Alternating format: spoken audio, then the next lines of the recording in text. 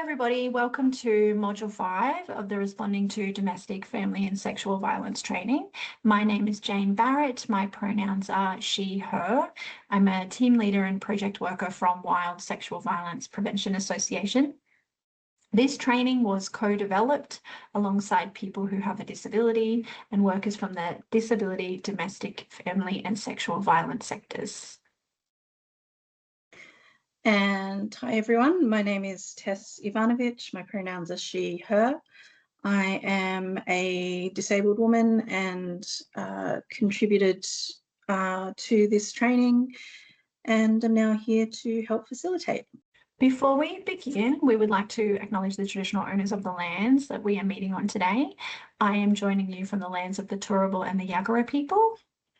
And I am on Ngunnawal and Ngambri country.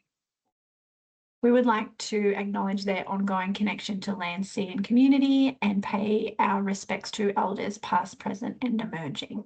So we will be referencing experience of violence today in the training. So we ask that everybody prioritises their well-being and step away if needed. And please stop the training if you need to. We have listed some numbers on the slide that you could reach out to if you were requiring someone to check in with after this training. 1-800-RESPECT is a national service that can provide confidential counselling. Their phone number is 1-800-737-732. So we have developed a workbook which has been designed for you to use during this training. Our hope is that this workbook will allow you to apply some of the knowledge learnt in the training today, but also reflect on your work and your practice. You can download the workbook from the Wild website right next to where you've accessed this training. We will prompt you as to when to turn to your workbook and fill out the questions, and we ask that you pause the video, fill out your responses, and then continue on from there. So what will we talk about today in Module 5? So we will be looking at the indicators of domestic, family and sexual violence for people who have a disability. We'll be talking about how you ask about domestic, family and sexual violence. If when you're working with someone, there's indicators, you have a feeling that something might not be right. So we'll give you some tips around how to approach that discussion. We'll also talk to you about supporting people who have communication difficulties, and we will share some resources that will hopefully be helpful for you. And just a very quick note on language. You will hear us use a combination of person-first language, such as person with a disability, as well as identity-first, disabled person. People within the community have different preferences around this, and at this point in time, there isn't a 100% agreed on preference for everyone. So just, I guess, make sure that when you are working with someone that you are using the language that they prefer.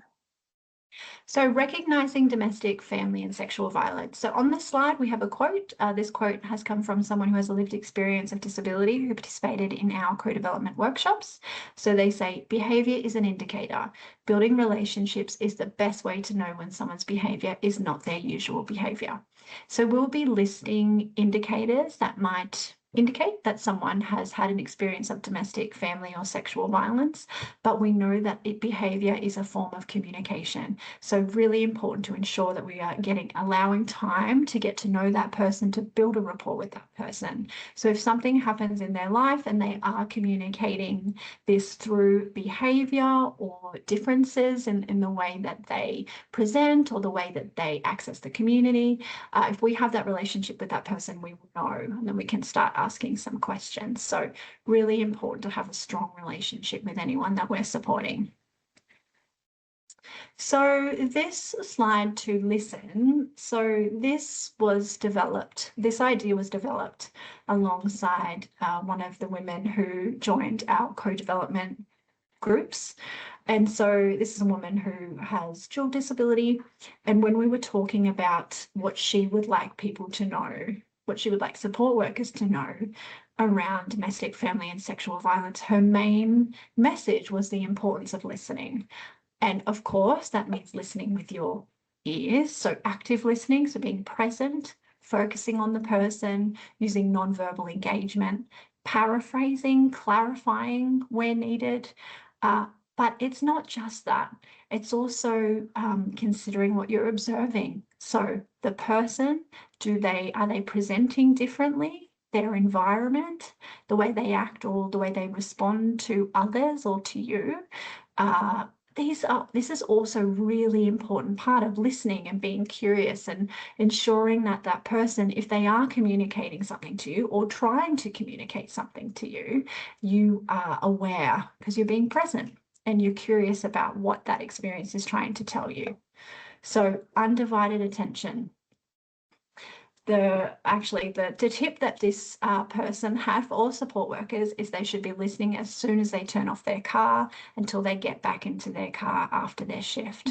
So being present for the whole time that you're spending with that person and using your heart. So showing compassion, showing empathy, showing that person that you care and that you want to support them with this, but also being really aware of your own instincts and reaching out for support if you feel like something is happening and you're unsure around how to approach it, but also having a discussion with that person, which will give you some tips on how to do as we continue the training. I think that's such a good tip, actually. Be paying attention from the second you get out of the car, because, sometimes these hints of things that are happening, people can be very good at hiding it as if they're not ready to talk about it. So what you notice when people don't realize you're paying attention is really valuable as well. I think that's a really useful tip. Yeah, absolutely. As soon as she said it, I said, yes, yes, I'm going to be quoting that. That's in the training because so important. So we'll start by listing some of the physical indicators of domestic, family, and sexual violence for people who have a disability. So the first is, of course, any injury. So any unexplained injury. So that might be injuries that someone is trying to hide, injuries in multiple stages of healing, or on different parts of their body. They could be injuries that when you ask that person how that happened, there is a delay in their response, or they seem unsure around how to tell you what they're saying around how the injury happened. Does it quite make sense? You're unsure around how such a big bruise would have happened from what they're telling you, for example. So being really prepared, I think, to be asking people about injuries is really important.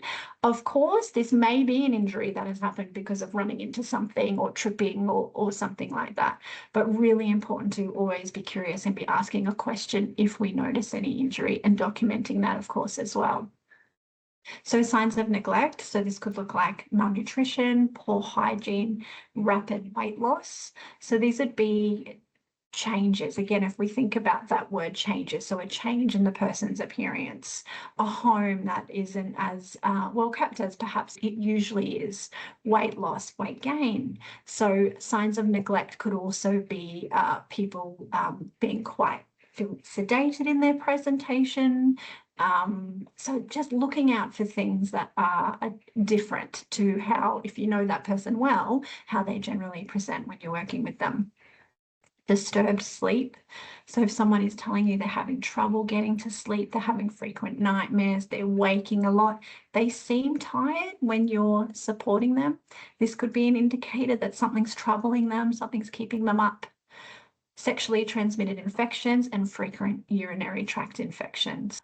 This can be a red flag that something has happened that needs a discussion around. Of course, sexually transmitted infections or UTIs can happen to all people and require support to have a discussion with the doctor around that and treatment for that. But again, an indicator that we'd want to be curious about and having some discussions with that person in a safe way that they feel comfortable with. So we'll list some behavioural indicators. So I've discussed this a little bit, but a change in the way the person interacts. So this might be the way they interact with you, the way they interact with others, the way they interact with a certain person. So again, if we go back to the slide around listening, so really observing the way that people react, withdrawing or stopping activities that they liked doing, acting more aggressively. So again, what is this aggression? What is this communicating? If we think about behavior always being a form of communication, why is this happening? Withdrawing into themselves or from others. So this might look like a person not wanting to go out into the community, not wanting to spend time with their friends, not wanting to do things together, maybe cancelling the support. So withdrawing. Again, avoidance of this could be certain places or people. So is happy to go to a lot of different places with you in your sport, but is really adamant that they don't want to go to a certain place. And this is somewhere that they've definitely frequented many times before. So abusing others, hurting others, and this could be in a lot of different ways, but what is this communicating to us? Seeking attention or interaction.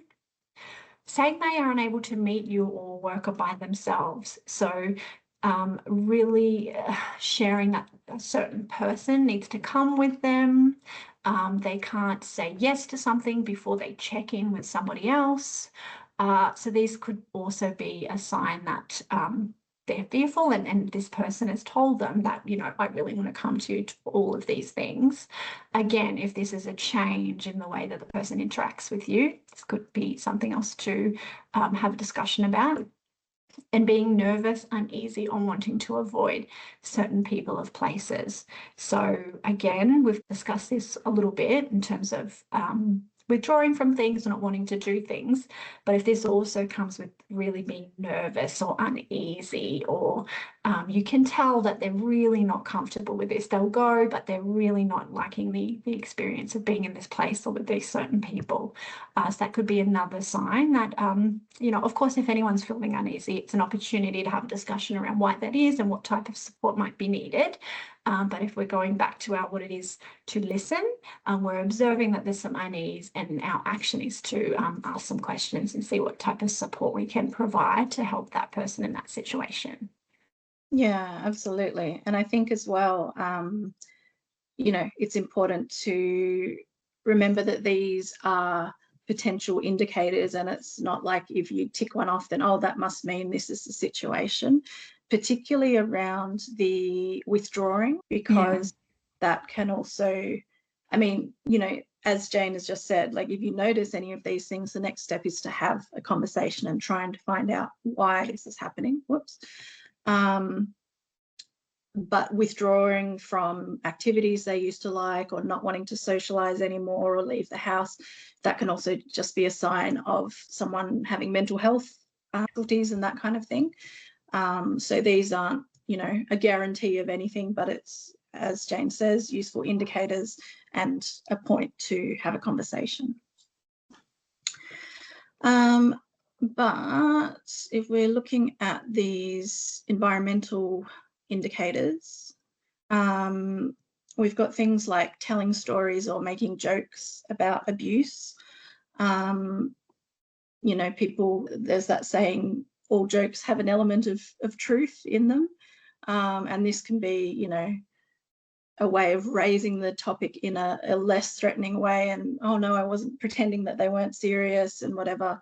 So yeah, so tuning into those kinds of things, dropping hints or comments that are a little bit concerning, that again, sort of hinting towards something, but they're not comfortable saying it outright.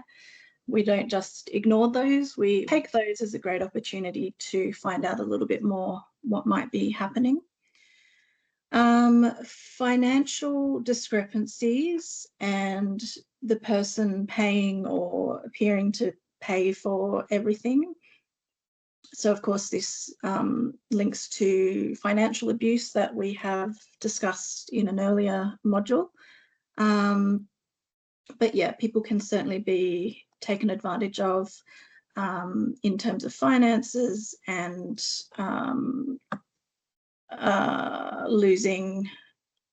not having control over their finances, or thinking that, you know, everything's okay, but it doesn't seem to be lining up when you look at it.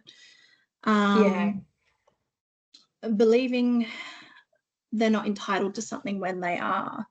So, you know, this could be perhaps because the person who is the perpetrator has been in their ear saying, no, you can't have that, you don't qualify for that, or you don't deserve that, or whatever it is.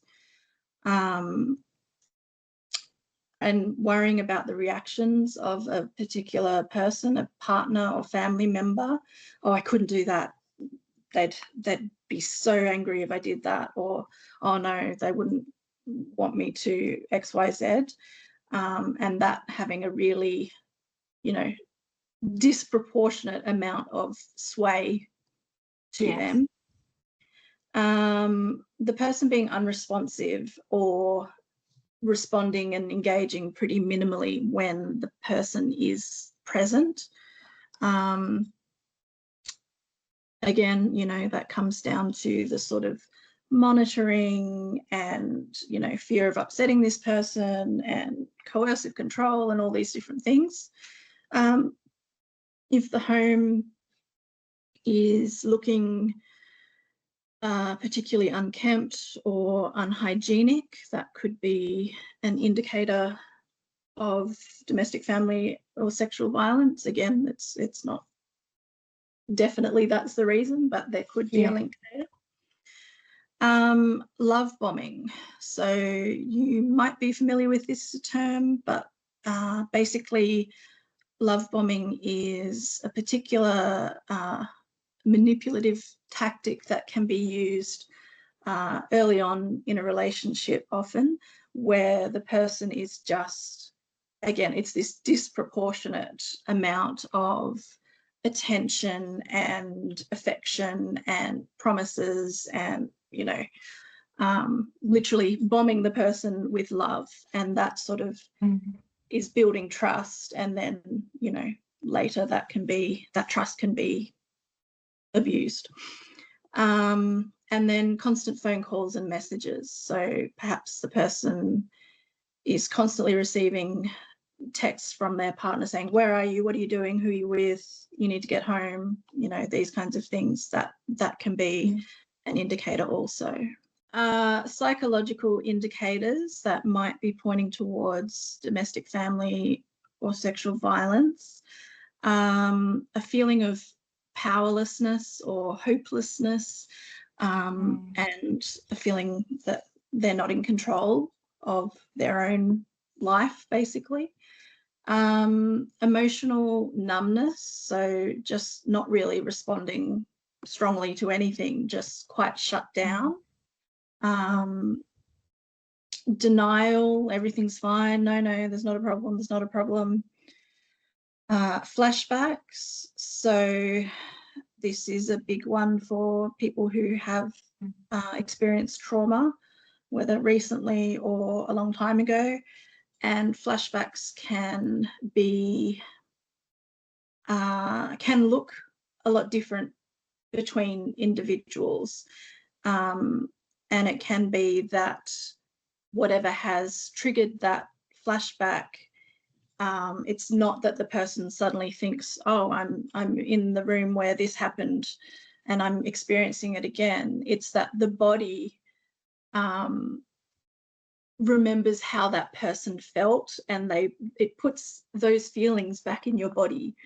It's a bit of a tricky one to unpack, and I don't know that I've done that super well, but so flashbacks can be a big issue. Jane, do you have anything to add there? Yeah, I was just thinking it could be, I've had times where I've been with someone and there might be something that they see or hear or smell. So flashbacks can happen because of like a trigger that might trigger that flashback. And we know that the senses and memory are very well connected, and the way that we store traumatic memories is actually quite different to the way we store memories in our brain. So someone smelling something or hearing something or seeing someone or talking about something can trigger an emotional response that reminds them of the trauma that they experienced. And for some people, this can feel very real and it can feel very threatening, even though they might be sitting with you in the room.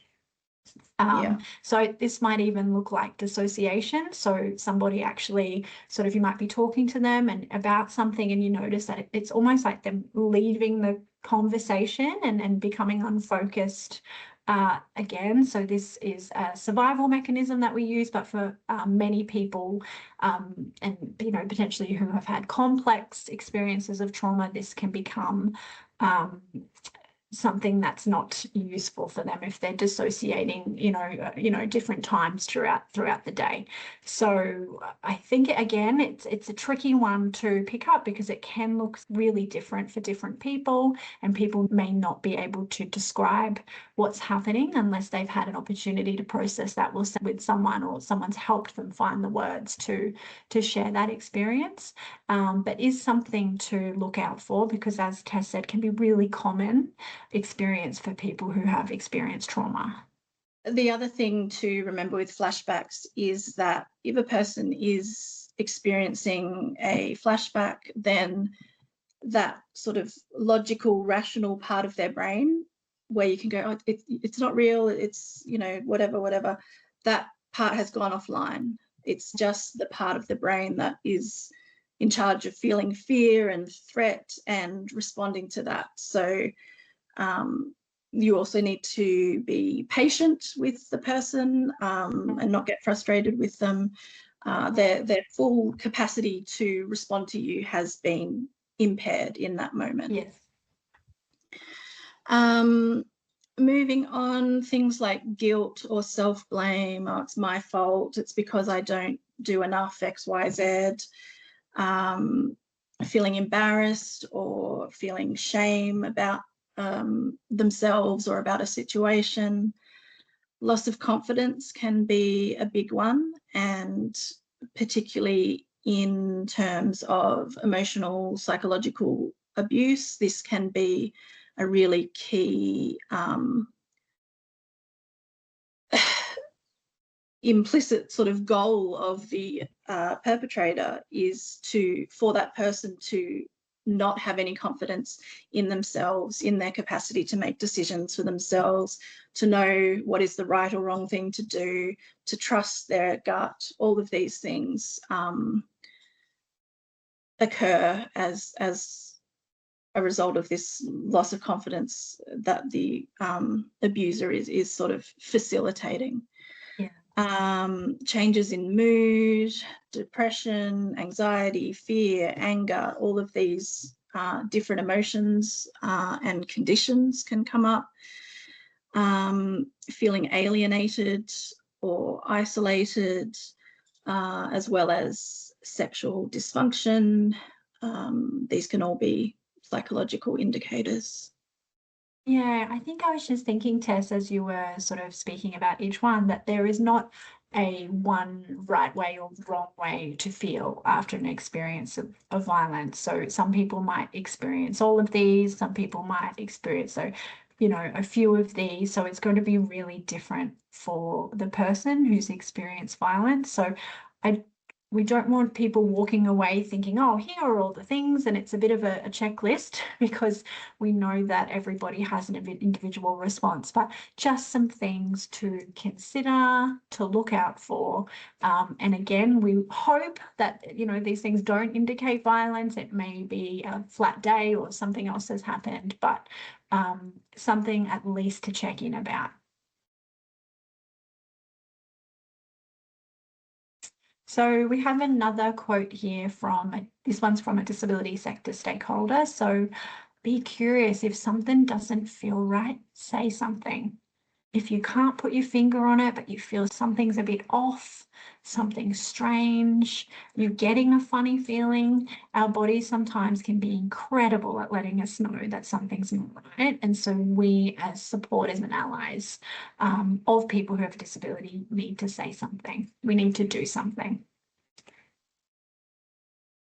So what do you do? What do you do if you're picking up on these indicators, if you're observing the person isn't themselves, they're not wanting to go out, they're very flat, there's injury, there's a few things that have made you think, I'm really concerned about this. If you notice something, say something. So say what you've noticed and offer practical help. So we don't want to play guessing games. We don't want to lead people. We don't want to assume that this is because of this. We just want to be clear and ask the person. So I have noticed that you act differently when your partner comes to the service. I'm worried, and is it okay for me to ask you some questions? I've noticed that when you're coming to respite, you're having bruises. You're having bruises on your arm. I'm really concerned about that. Can I ask you some questions around how you've been, what's been going on?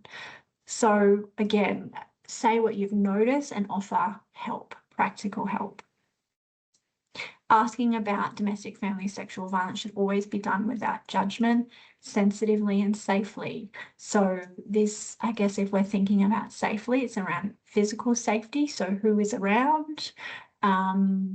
If the person is in their home and you're going there for your afternoon shift and there's somebody there that you think, or there's an indicator that perhaps that person is using violence, it may not be safe to directly ask the person or the person using violence around what's going on. So trying to find spaces where it is safe.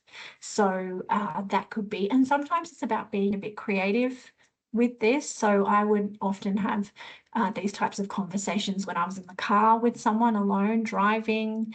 I would always check in with the person around where they were, who they were with. I know I had a client that I worked with for a really long time, and she would always have me on loudspeaker, always. This was so she could hear what I was saying, and so we could communicate. So it was really important that I always checked in around who was around and what she was doing. So it's really important for physical safety, but also emotional safety. Where can you go where this person might feel safe? Is there somebody else on the staff or someone else who's rostered who this person might have a better relationship with, who might feel more comfortable to share these details? So it's around thinking about physical and emotional safety when bringing this up with someone. And I think you've been really clear with what you've just said, Jane, but just to be super explicit and drive the point home, you're not going in there, you're not a detective going, oh, look, there's these indicators that I've noticed, so I'm going to go in here and, say to him, you're hitting her, aren't you? We're not going in to be a hero. We're not, and same for if you just go in and go, he's hitting you, isn't he?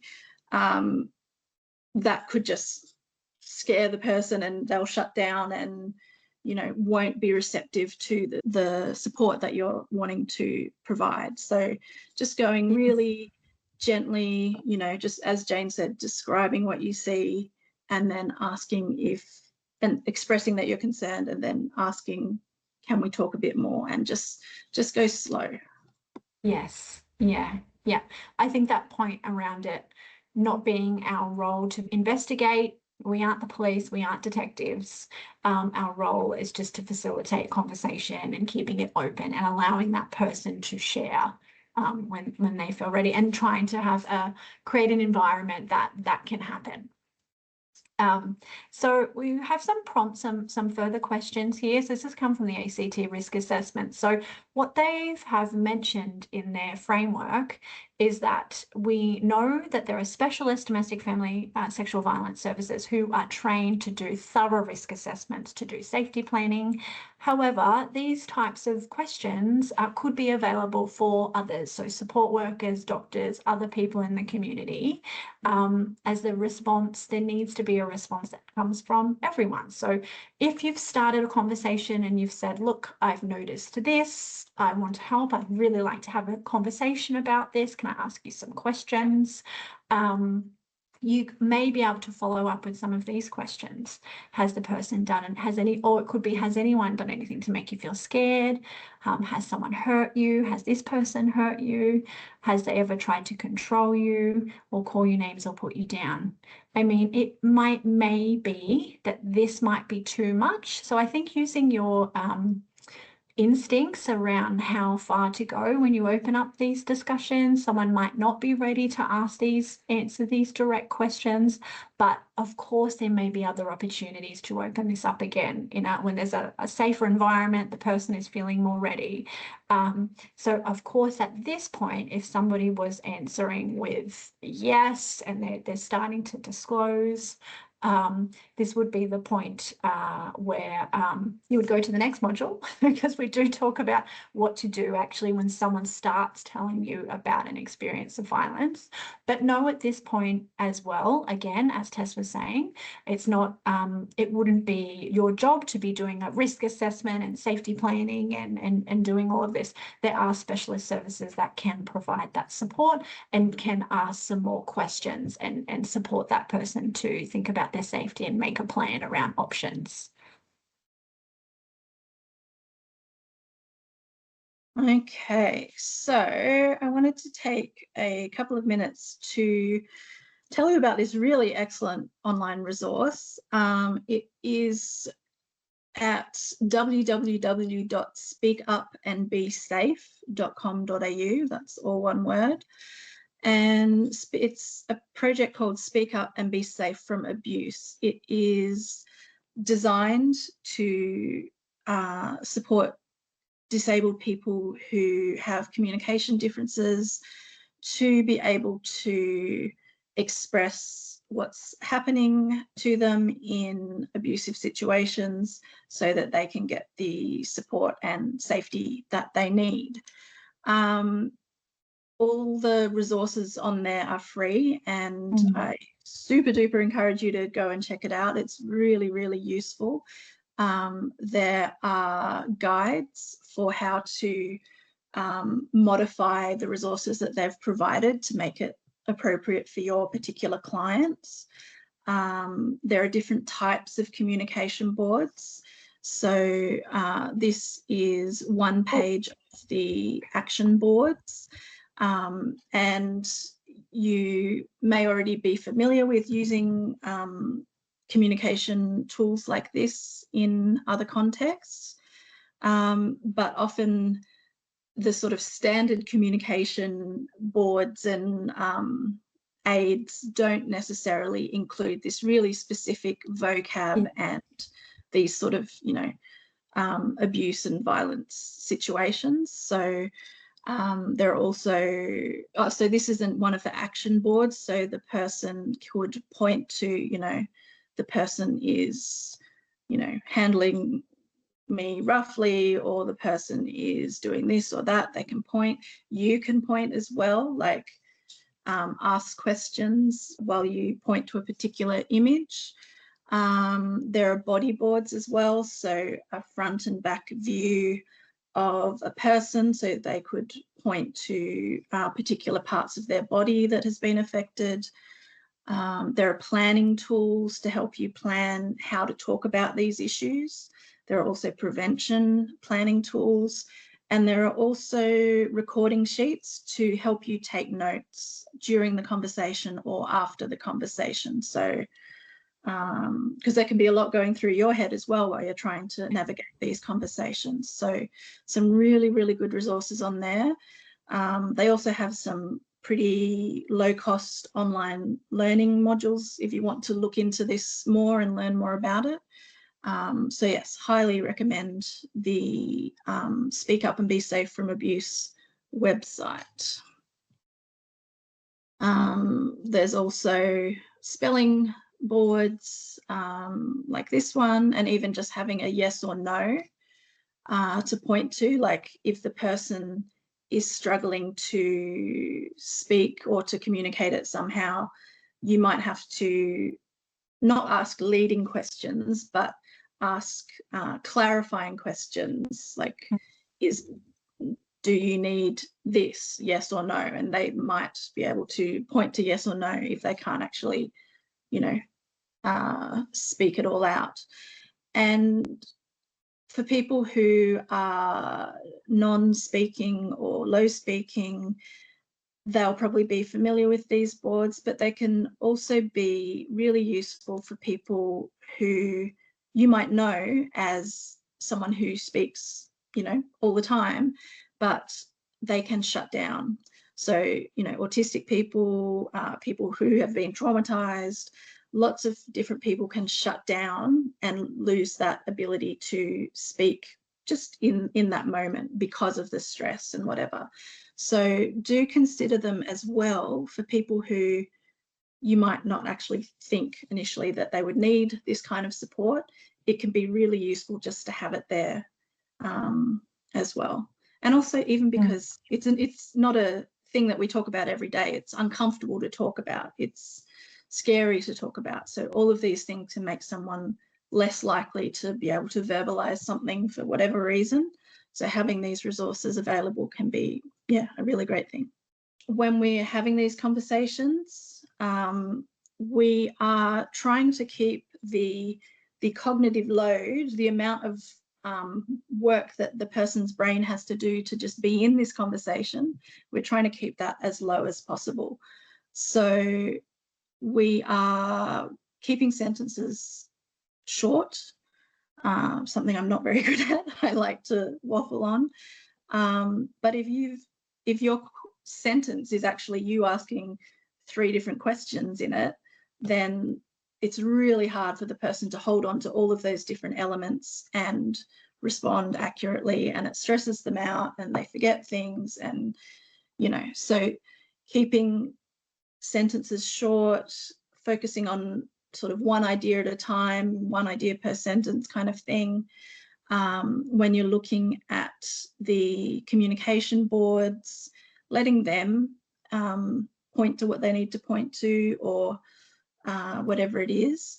And particularly if the person is taking quite a while to respond, not going, oh, you meant this, didn't you?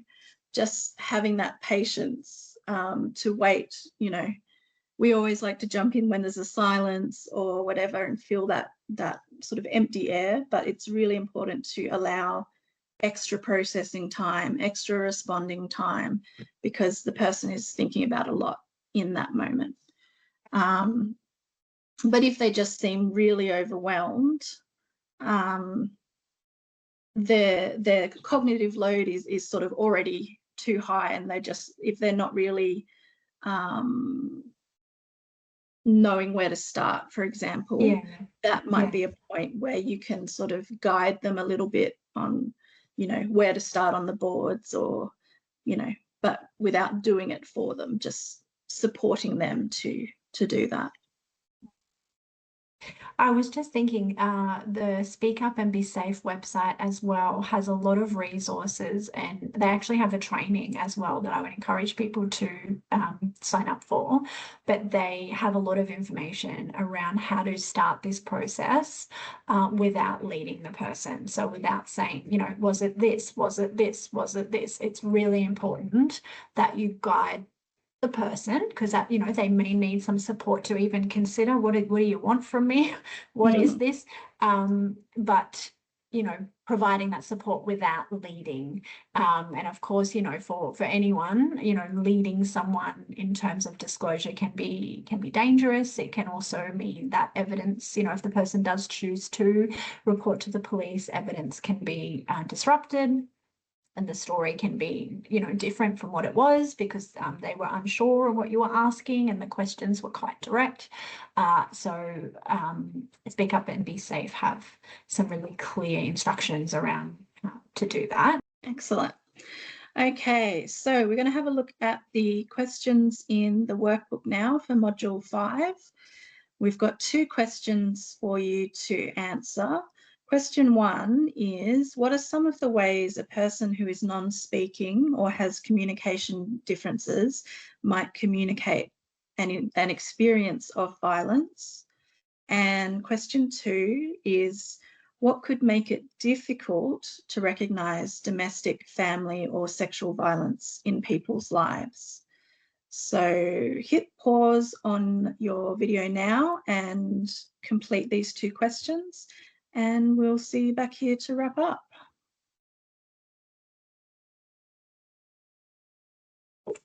So the key takeaways from Module 5 are, if you notice something, say something. So say what you've noticed and offer practical help. We've learned that a change in a person's behaviour can be a key indicator. It may not mean necessarily that something has happened, but any change in the way that somebody responds, reacts, presents, that's an opportunity for a discussion around what might be happening for that person. And of course, building a strong relationship with the person you are supporting is where we start every time that we have a new client. And even, building relationships is something that happens over a period of time, and we need to continue putting energy into that relationship to ensure that it is safe, that it is trusting, and that we can pick up on changes in that person's life. And the person will hopefully feel safe enough to share what is happening when we ask them. And people who are non-speaking or experience communication difficulties will communicate their experiences in other ways. So we'd like to thank you very much for joining us for Module 5. In Module 6, we will start to discuss what you can do if somebody starts disclosing an experience of violence to you. So we hope to see you there.